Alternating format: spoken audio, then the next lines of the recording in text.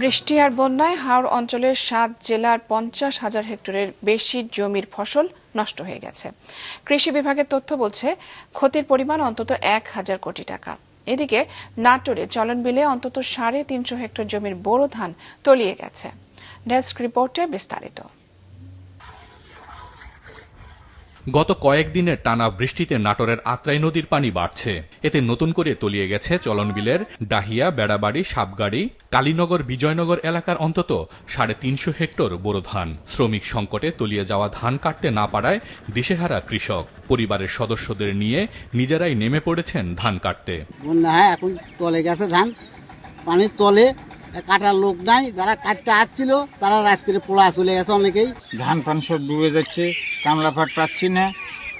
আগে ছিল 500 টাকা রেটে কামলা, এখন 1200, 1500, 1600, 2000 টাকাও কাশি প্রতি দিতে হচ্ছে।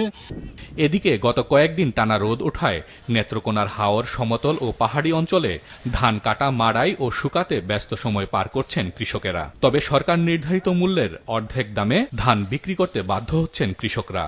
ধান পানির তলে ভরে গেছে, খুব কষ্ট হইতেছে ধান কাটতে। ধান তুললে এই 500, 600 বেচা যায় না।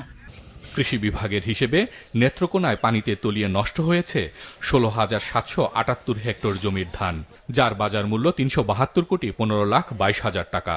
ইতিমধ্যে হাওড় অঞ্চলের কৃষকদের জন্য মানবিক সহায়তা কর্মসূচির আওতায় তিনি তাদের কিছু পুনর্গণনা কর্মসূচি ঘোষণা করেছেন, সেটা বাস্তবায়ন এবং আমাদের ডিপার্টমেন্টের যে পুনর্বাসন কার্যক্রম সেগুলো যদি আসে তাহলে অবশ্যই তারা যারা ক্ষতিগ্রস্ত তারা অগ্রাধিকার পাবে।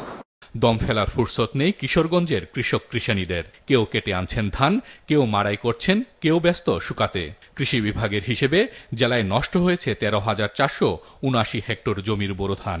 আর্থিক ক্ষতির পরিমাণ প্রায় 259 কোটি টাকা। ক্ষতিগ্রস্ত 52,500 কৃষক। কিছু কাঁচা টাচা কাটতে আনছি, আনার পরে তো ওই যে লোয়ার জায়গা নাই, রুট গাড়ি এই লাললে পরে দেখা গেছে যে ধান গাড়ি হিসাব রায়লা। সরকার থেকে আমরা কোনো অ্যাকশন না করে তাহলে আমরা চলার খুবই অবস্থা খারাপ হয়ে যাবে। বৃষ্টি ও পাহাড়ি ঢলে সবচেয়ে বেশি ক্ষতি হয়েছে সুনামগঞ্জে। নষ্ট হয়েছে প্রায় 22,500 হেক্টর জমির ফসল। ব্রাহ্মণবাড়িয়ার নাসিরনগর উপজেলায় তলিয়ে আছে 305 হেক্টর জমির ধান, যার বাজার মূল্য প্রায় 13 কোটি টাকা।